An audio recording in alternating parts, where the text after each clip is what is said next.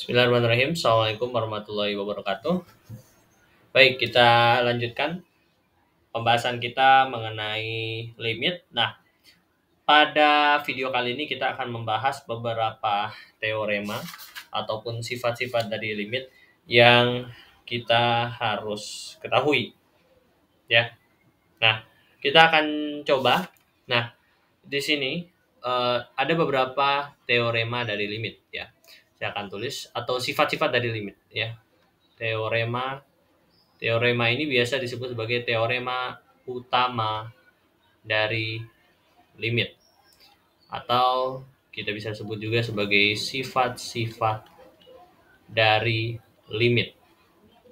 Nah, apa saja sifat-sifat dari limit ya? Nah, ada beberapa. Yang pertama, kalau misalkan saya punya limit x menuju c dari k, dari suatu konstanta begitu, maka limitnya itu adalah sama dengan k, ya. Ini mudah ya. Nah, jadi ketika kita punya suatu bilangan k itu kita limitkan, nah maka si limitnya itu adalah k itu sendiri begitu. Nah, ini saya rasa tidak terlalu mudah, tidak terlalu sulit untuk dipahami. Nah, by the way, kita akan lanjutkan pembahasan kita mengenai teorema utama limit ini tanpa pembuktiannya ya. Jadi kita akan membahas tanpa melakukan pembuktian. Jadi saya rasa saya tidak akan melakukan pembuktian di sini untuk mencari atau untuk jika ingin mengetahui pembuktian dari teorema utama limit ini silahkan bisa dicari di video lain. Tapi untuk mempersingkat waktu saya tidak akan membahas mengenai pembuktiannya. Jadi saya akan langsung saja berikan teoremanya atau sifat-sifatnya. Oke. Nah, sekarang kita ke sifat yang kedua. Di sini kita ada 9 sifat ya, cukup banyak, tapi saya rasa sangat penting untuk diketahui. Nah, yang kedua adalah kalau misalkan kita punya x, kita punya fungsi x, nah kita limitkan dengan x-nya itu menuju c, maka limitnya itu adalah c, gitu ya. Karena si x ini kita dekatkan ke c. Nah, kalau dekatkan ke c, maka dia akan kecenderungannya mendekati fungsi tersebut. Jika hanya x doang ya variabelnya, ya dia hanya akan mendekati si c, gitu. Dia mendekati ke c, gitu, ke bilangan c, gitu. Oke. Nah, yang ketiga, kalau misalkan kita punya kita melimitkan, kita punya limit x menuju c dari k dikalikan dengan suatu fungsi atau k fx gitu ya. Jadi bisa k dikali fx atau k fx itu sama saja. Ketika kita punya seperti ini, limit seperti ini, maka ini sama saja dengan k-nya kita keluarkan, k dikalikan dengan limit x menuju c dari si fx. Jadi si k ini bisa kita keluarkan. Sebetulnya ini sifat ini terkandung juga sifat yang pertama ya. Kenapa kita bisa melakukan hal seperti ini ya? Hal seperti ini kita bisa mengeluarkan teorema yang ketiga ini karena berawal dari teorema yang pertama gitu, yaitu limit x menuju c dari k adalah k. Jadi sebetulnya kedua bilangan ini, kedua benda ini, k dan fx ini dia dilimitkan. Tapi kita tahu bahwa limit x menuju c dari k itu ya k itu sendiri, maka k-nya itu bisa kita hilangkan limitnya. Jadi tinggal k dikali dengan limit x menuju c dari fx ya. Sekarang yang keempat, kalau misalkan kita punya limit x menuju c, nah dari suatu fungsi yang dijumlahkan, jadi fx ditambah dengan gx, jadi ada fungsi ini dia dijumlahkan lalu baru dilimitkan. Ini sama saja sebetulnya dengan limit x menuju c dari fx ditambah dengan limit dari x menuju c dari gx. Jadi kita limitkan masing-masing. Jadi kita tidak perlu menjumlahkan terlebih dahulu fungsinya, tapi bisa kita langsung cari limitnya masing-masing lalu dijumlahkan. Nah, itu sama saja. Nah, selanjutnya kalau misalkan kita punya limit x menuju c dari fx dikurang sekarang ya, fx dikurang dengan GX, maka ini sama saja dengan sama ya seperti yang di atas, tapi diganti aja variabelnya menjadi dikurang. Bukan variabelnya, tapi operasinya. Yang sebelumnya ditambah menjadi dikurang. Ya. Nah, ini fx dikurang dengan limit x menuju c dari gx. Oke, yang kelima. Sekarang yang keenam. Nah, bagaimana kalau misalkan dikali ya? Jadi kita punya limit x menuju c dari fx dikalikan dengan gx, maka ini sama saja dengan limit x menuju c dari fx dikalikan dengan limit x menuju c dari gx. Seperti itu. Oke.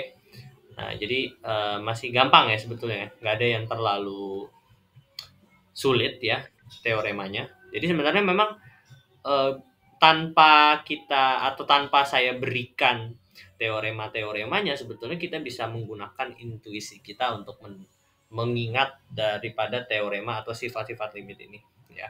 Karena polanya itu gampang ya. Polanya itu gampang untuk diingat. Gitu. Oke. Nah, sekarang yang ketujuh, kalau misalkan dibagi fungsinya, bagaimana penyelesaiannya? Jadi limit x menuju c dari fx per gx, apa yang terjadi? Atau bagaimana cara menyelesaikannya? Yaitu sebetulnya dengan cara melimitkan masing-masing si fungsi. Limit fx, nah dibagi dengan limit x menuju c dari fx dibagi dengan limit x menuju c dari si gx. Nah, tetapi ada syaratnya.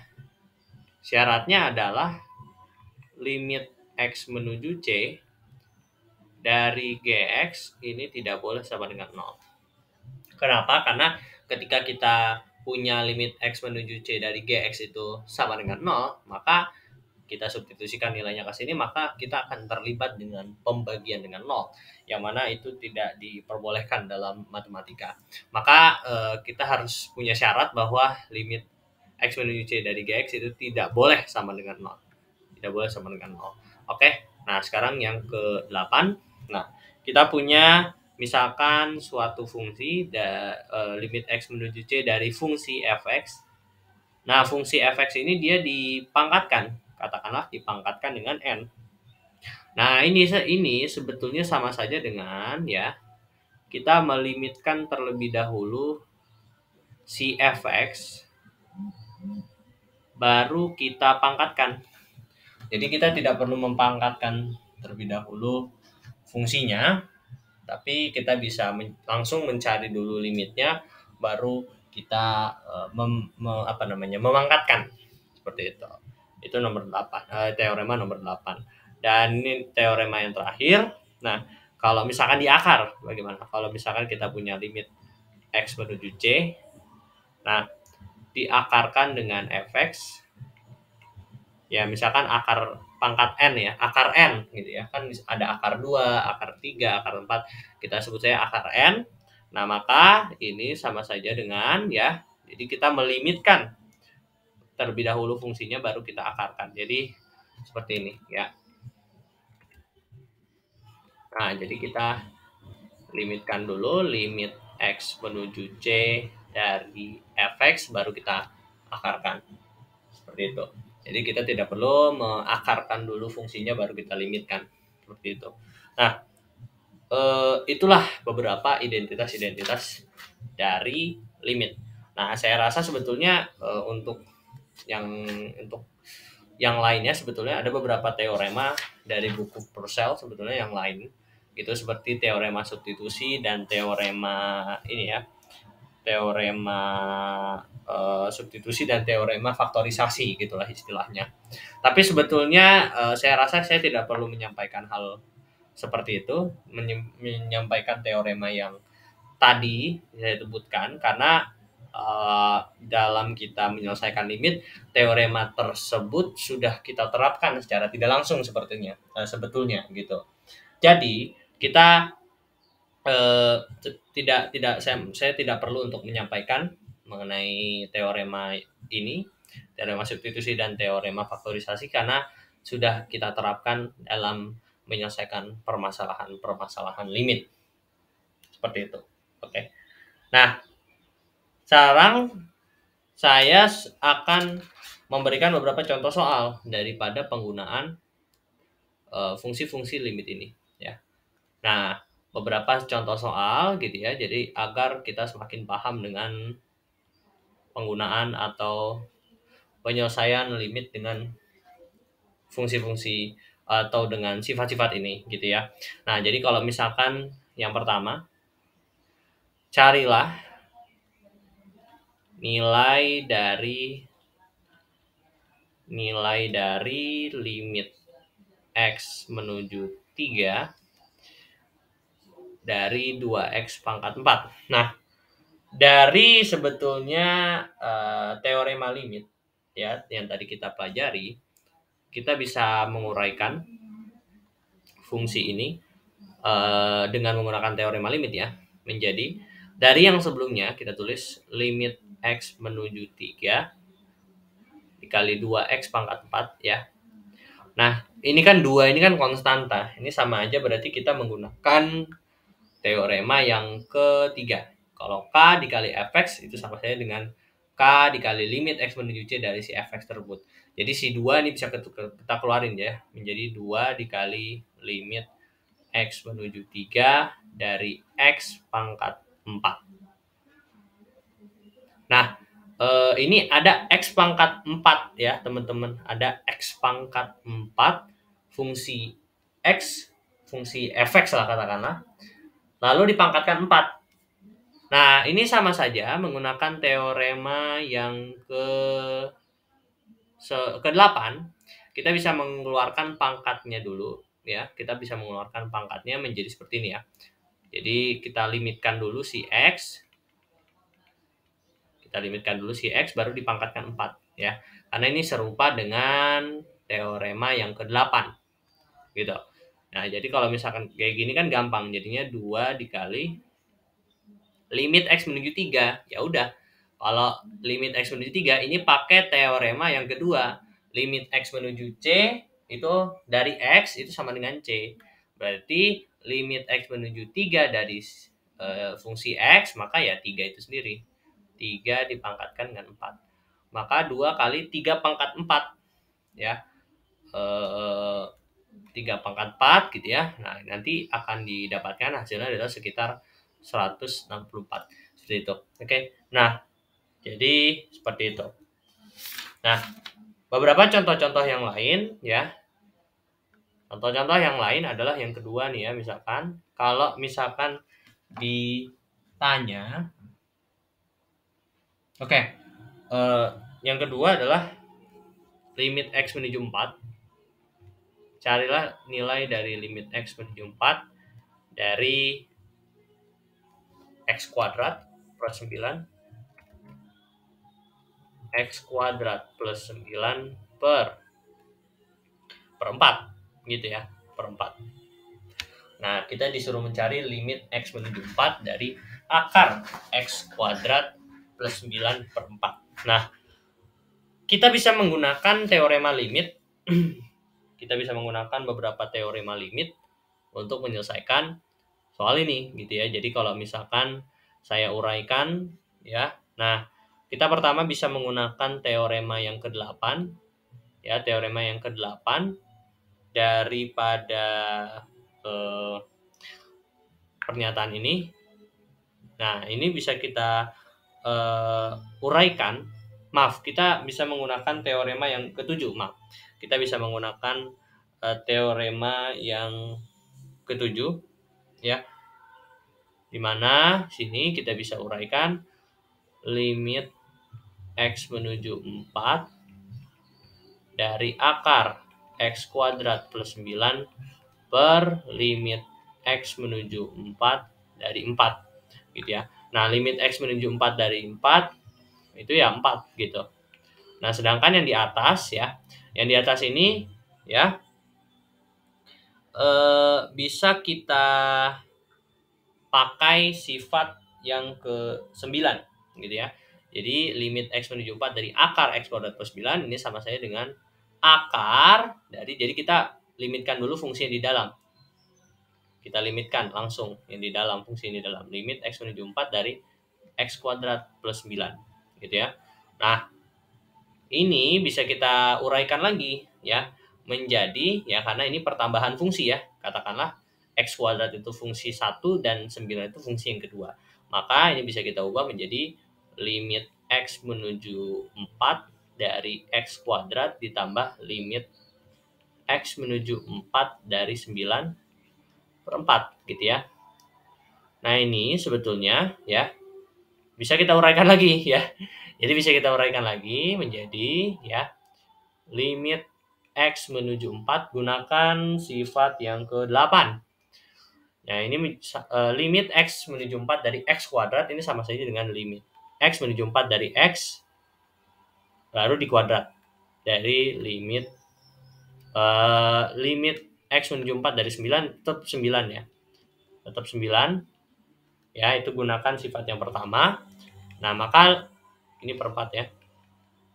Nah, maka ini bisa kita masukkan nilai X-nya 4. Jadi limit X menuju 4 dari X itu 4 gitu ya. Itu memakai teorema yang kedua ya. Maka di sini 4 dikuadrat plus 9 per 4.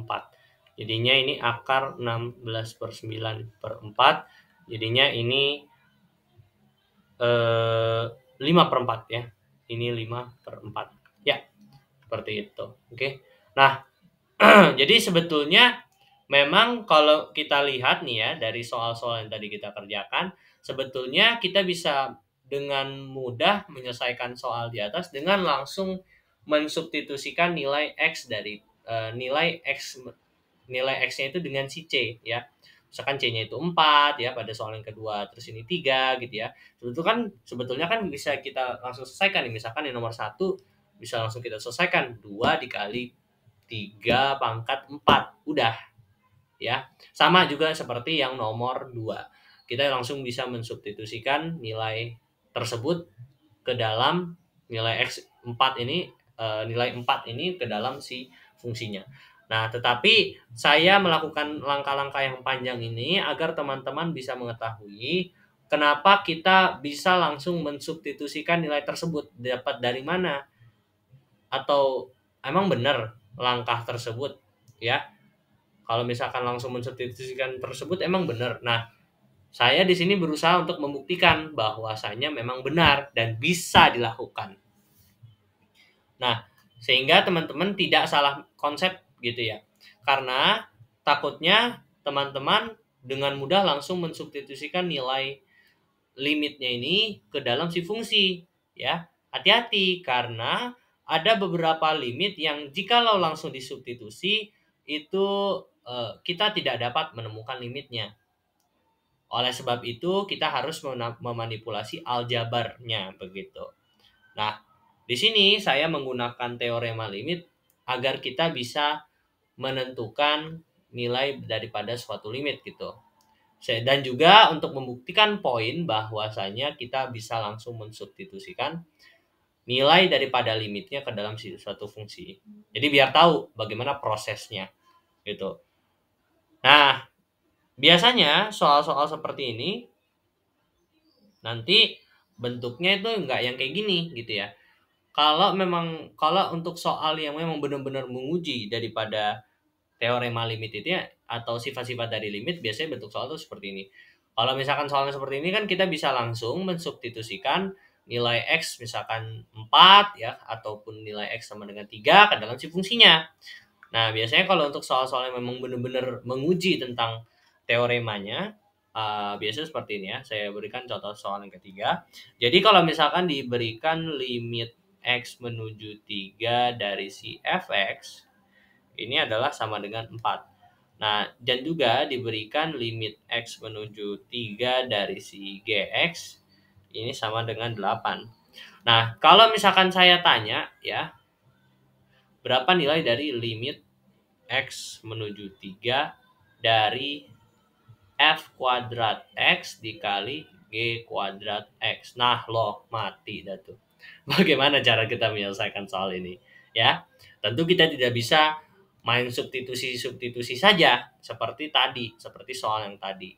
Kita harus menggunakan teorema limit yang kita ketahui untuk bisa menyelesaikan soal ini ya. Sebetulnya soal ini dapat diselesaikan dengan mudah dengan menggunakan teorema limit. Nah, kita harus memodifikasi bentuk yang ditanya ini sehingga menyesuaikan dengan informasi yang kita punya dari soal. Nah, limit X menuju 3 dari F kuadrat X kali G kuadrat X adalah, itu bisa kita bukan substitusi, maaf. Kita bisa ubah bentuknya kan menjadi seperti ini. Karena ini perkalian daripada fungsi lalu dilimitkan, maka kita bisa memecah limitnya menjadi seperti ini. Kita limitkan masing-masing fungsi. Nah, berarti kita punya fungsi F kuadrat X dan G kuadrat X. Maka kita ubah sini menjadi limit X menuju 3 dari F kuadrat X dikalikan dengan limit X menuju 3 dari G kuadrat X. Ya, seperti itu. Nah, ingat di sini F kuadrat X dan G kuadrat X ini sama saja dengan limit X menuju 3 dari Fx lalu dia dikuadrat, dan juga limit X menuju 3 dari Gx lalu dikuadrat ya. Nah, bentuk ini ya, bentuk ini sebetulnya familiar dengan teorema limit ya. Kita lihat dari teorema yang ke-8. Wah, ternyata dari teorema yang ke-8 kita bisa mengeluarkan pangkatnya. Jadi kita limitkan dulu fungsinya baru kita pangkatkan. Maka kita bisa ubah bentuk ini menjadi dalam kurung limit X menuju 3 dari Fx dikuadrat dikali dengan limit X menuju 3 dari Gx dikuadrat gitu. Nah, di sini kita sudah bisa atau sudah menyederhanakan bentuknya sehingga menyesuaikan dengan informasi yang diberikan di soal. Nah, limit X menuju 3 dari Fx itu adalah 4. Maka di sini 4 dikuadrat dikali limit X menuju 3 dari Gx, yaitu 8. 8 pangkat 2. Maka ini sama saya dengan 16 dikali dengan 64. Gitu. Ya. Oke. Nah, maka dari sini kita bisa hitung menggunakan kalkulator begitu ya. Limitnya itu 16 kali 64 sebentar. 16 kali 64 adalah 1024. 1024. Nah, jadi seperti ini ya. Menarik bukan? Bahwasanya memang ya pada akhirnya bentuk ini akan berguna. Jadi kalian akan menggunakan teorema limit ini untuk menyelesaikan soal-soal yang lebih sulit gitu ya. Karena nanti di soal SBM itu nanti bentuk-bentuk soalnya seperti ini gitu ya. Tidak diberikan